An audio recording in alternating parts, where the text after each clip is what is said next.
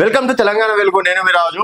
ఈరోజు భారతదేశంలో కన్నా మన ఏపీ తెలంగాణలో పెట్రోల్ డీజిల్ కొరత భారీగా ఉంది. సో ఎక్కడ చూసినా కూడా నో స్టాక్ బోర్డులు పెడుతున్నారు. ఎందుకు నో స్టాక్ బోర్డులు పెడుతున్నారు? దీని గల కారణాలు ఏంటి? నిజంగా పెట్రోల్ కొరత ఏర్పడిందా? ఇక్కడ చూసుకున్నట్టయితే ఇక్కడ ఆంధ్రప్రదేశ్లో కావచ్చు, తెలంగాణలో ఇక్కడ అధికారులు కావచ్చు, మంత్రులు కావచ్చు, వీళ్ళు చెప్తున్న మాట ఏంది? అసలు ఎక్కడ కూడా పెట్రోల్ కొరత లేదు, ఇది కావాలని కొరత సృష్టిస్తున్నారు అని చెప్పేసి కూడా చెప్తున్నారు కదా.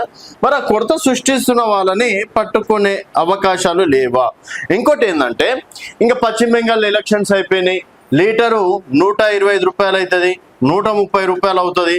కేవలం ఎలక్షన్స్ కోసమే ఎన్ని రోజులు పెట్రోల్ ధరలు పెంచకుండా చేసిందని చెప్పి. సో ఈ రోజు తోటి ఇక్కడ పశ్చిమ బెంగాల్ ఎలక్షన్స్ కావచ్చు, తమిళనాడు ఎలక్షన్స్ కూడా మొత్తం కంప్లీట్ అవుతుంది. సో ఈ రోజు నైట్ వరకు పెరిగే అవకాశం. మరి రేపటి నుంచి చూడండి, మళ్ళీ పెట్రోల్ కొరత అనేది ఇంతవరకు ఉండదు. ఎందుకంటే రేపటితో ఎలక్షన్స్ అయిపోతాయి కాబట్టి అసలు పెంచడమా పెంచకపోవడమా అనేది ప్రభుత్వం అంటే సాయంత్రం వరకు డిసైడ్ అయిపోతుంది. సో మళ్ళీ రేపటి నుంచి ఆటోమేటిక్గా అన్ని బంకులు తెరుచుకునే అవకాశాలు ఉన్నాయి. ఎక్కడ ఇప్పుడు ఉన్నటువంటి ఒకవేళ పెట్రోల్ వీళ్ళు అమ్మిండ్రు అనుకోండి, 107 రూపాయల సమ్ చేంజ్ ఉంది, 107 రూపాయలకి పోయాలి. సో ఒకవేళ వీళ్ళ దగ్గర పెట్రోల్ నిల్వ పెట్టుకొని ఒకవేళ 110 అయింది అనుకోండి, అంటే లీటర్కి 3 రూపాయలు వీళ్ళకి లాభం అన్నమాట.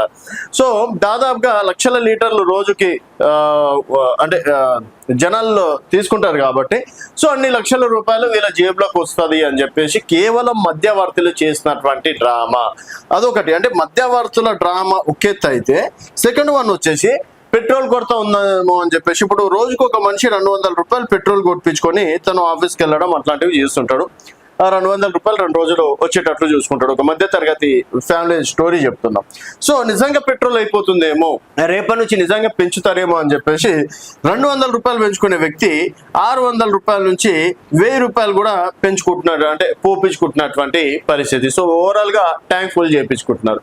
సో ఈ విధంగా ఒక వ్యక్తే 200 పోపించుకోవాల్సిన వ్యక్తి ఇంకొక 3 లీటర్లు అదనంగా పోపించుకుంటున్నాడు. అంటే ఇప్పుడు ఉన్నటువంటి జనాభాలో ఎంతమంది ఎంత ఎక్కువగా పోపించుకుంటున్నారు అనేది లెక్క చేసుకోవచ్చు. సో రోజుకొక 100 లీటర్లు ఒక 10 మంది పోపించుకుంటే ఇప్పుడు కేవలం 5 మంది మాత్రమే ఈ 100 లీటర్లు పెట్రోల్ అనేది పోపించుకుంటున్నటువంటి పరిస్థితి. సో ఇక్కడ 5 మందికి దొరకక 5 మంది నానా అంటే అవస్థలు పడుతున్నారు.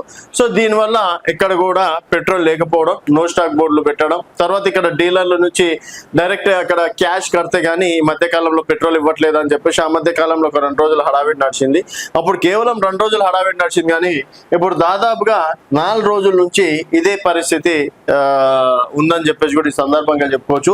సో కేవలం మధ్యవర్తుల వల్లనే పెట్రోల్ కొరత ఏర్పడ్డది, కానీ నిజంగా కావాల్సినటువంటి పెట్రోల్ అయితే ఉంది.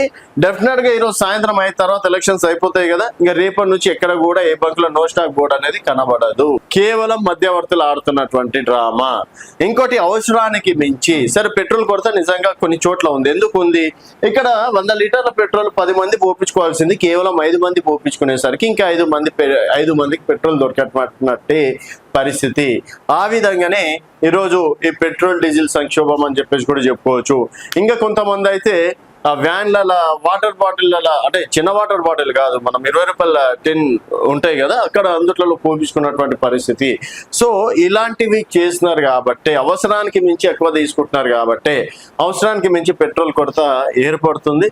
సో మరి దీన్ని ప్రభుత్వాలే అరికట్టాల్సిన అవసరం ఉంది. ఆయా చోట్ల మాత్రం ఎవరైతే నిల్వ ఉంచుకుంటున్నారో డెఫినెట్ గా అరెస్ట్ చేస్తున్నారు.